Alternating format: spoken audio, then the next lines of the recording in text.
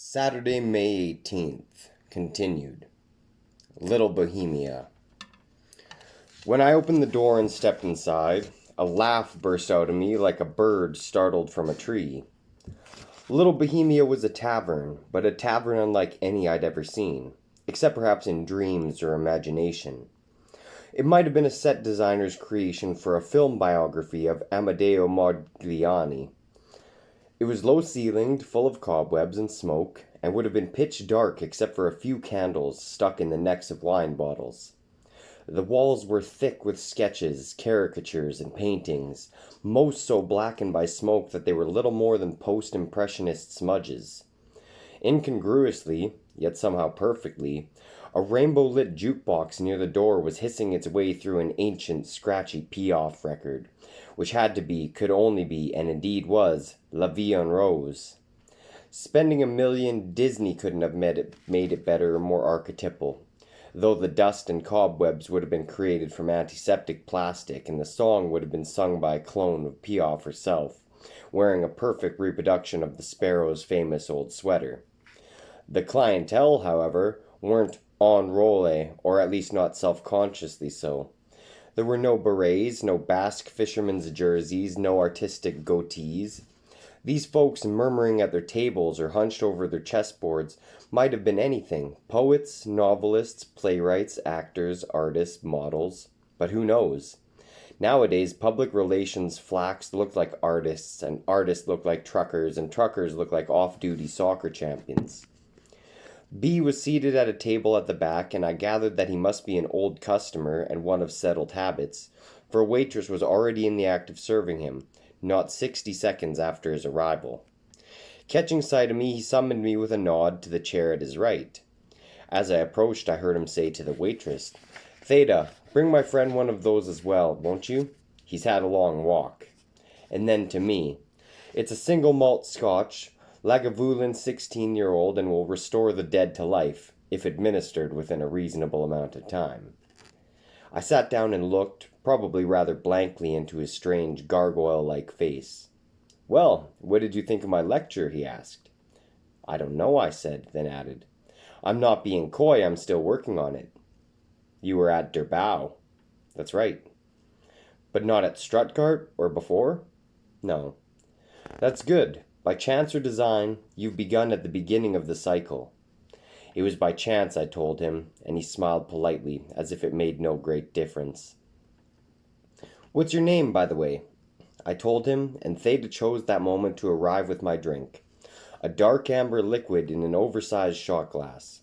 I took a sip and blinked in astonishment at its weighty, charged smokiness. "Wonderful, isn't it?"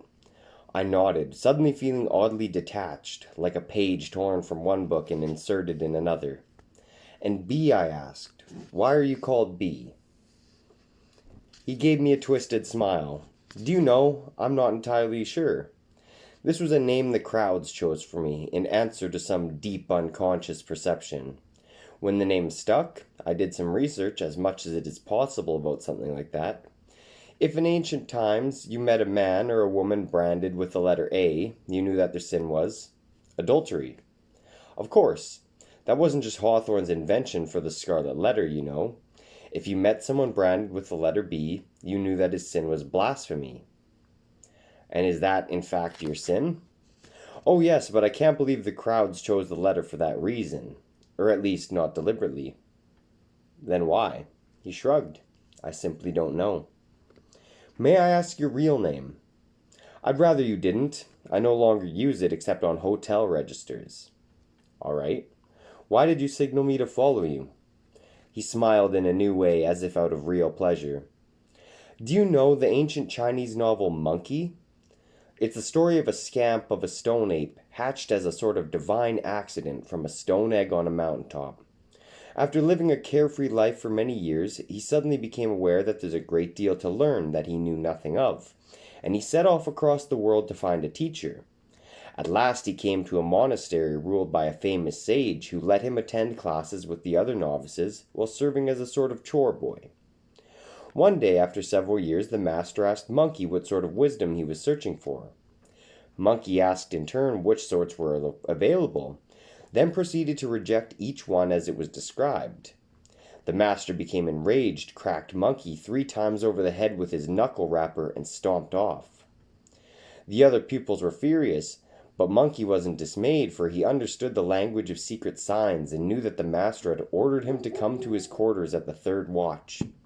When he arrived, the sage commended Monkey for insisting on a wisdom beyond what others would accept, and made a magical revelation so powerful that Monkey received illumination on the spot. Teachings, public and secret. I gave B a minute to go on, and when he didn't, I asked him if I was a monkey he'd selected for special instruction. Possibly, he said, but that isn't why I told the story. Go on. Why did the sage have 2 sets of teachings, public and secret? I don't know. B lowered his chin to his chest and gave me an ironical up-from-under look. Give it some thought, he told me. Play along with me. Why did the sage have 2 sets of teachings? I'd say it was because he wouldn't be much of a sage if he didn't. The public teachings are the ones that everyone hears, because those are the ones that can be articulated. The secret teachings are the ones that cannot be articulated at all, because they don't exist. B nodded thoughtfully. A very good modern answer. The answer of a cynic. I don't think of myself as a cynic, but you're quite certain there are no secret teachings. Absolutely certain.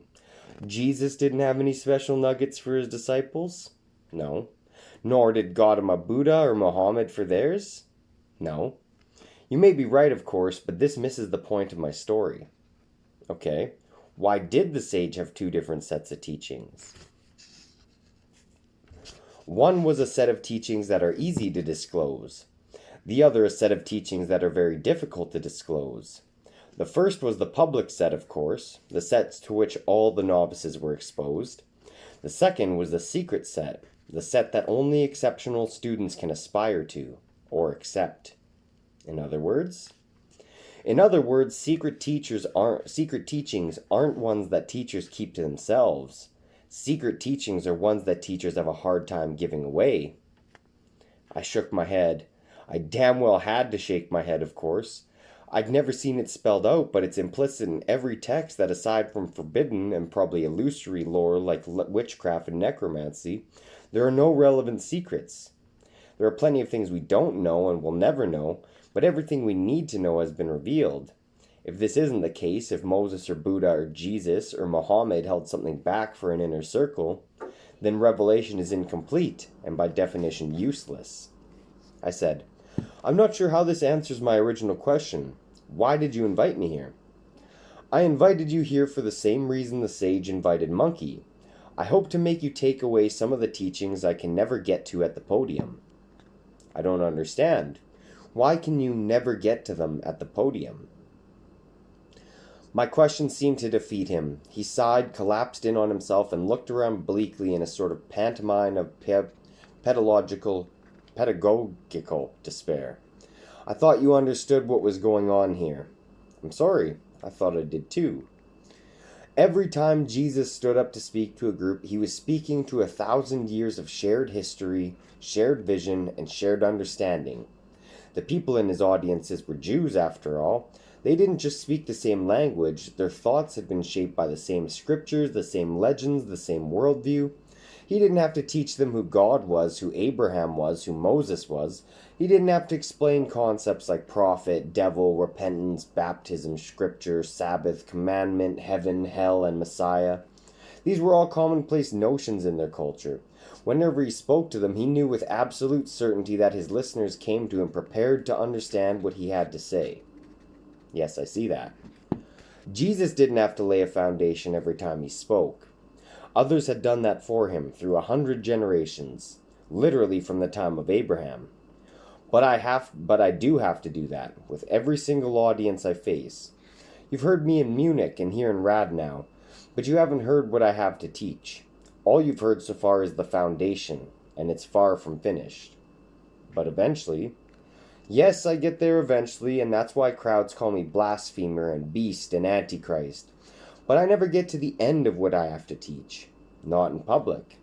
Why not? Because there's no continuity among my listeners from one audience to the next. This means that in each succeeding audience, fewer and fewer people have been with me from the beginning, and more of them are getting lost.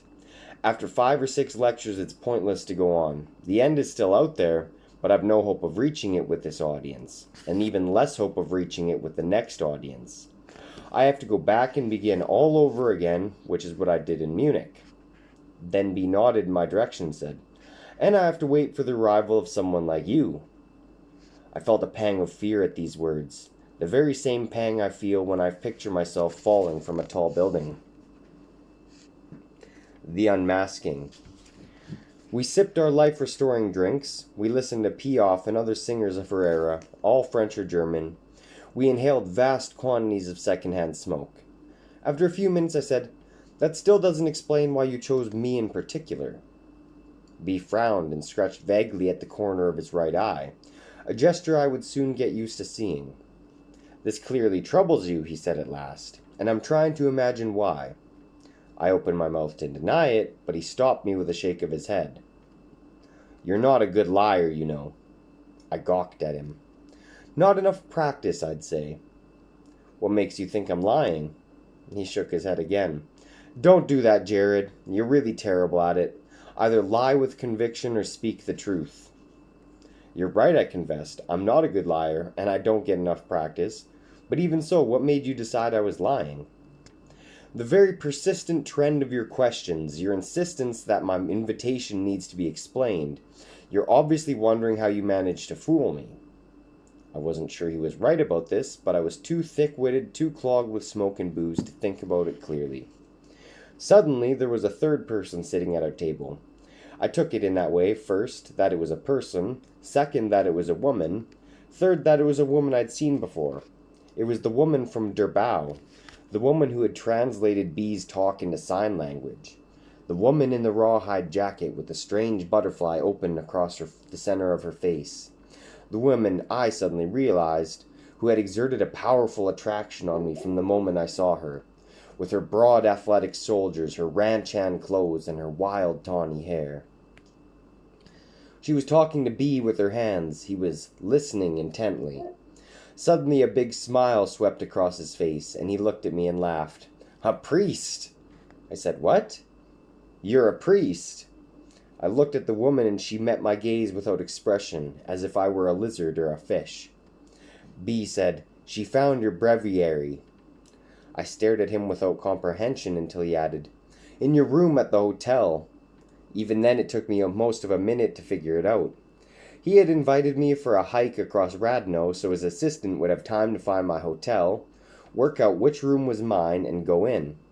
I was grateful she hadn't found my diary. That travels with me. I didn't know what to say. I felt profoundly stupid and incompetent, like a kid who might pick Tiffany's as a terrific place to make his debut as a shoplifter. "Are you an assassin?" B asked, "or just a spy?"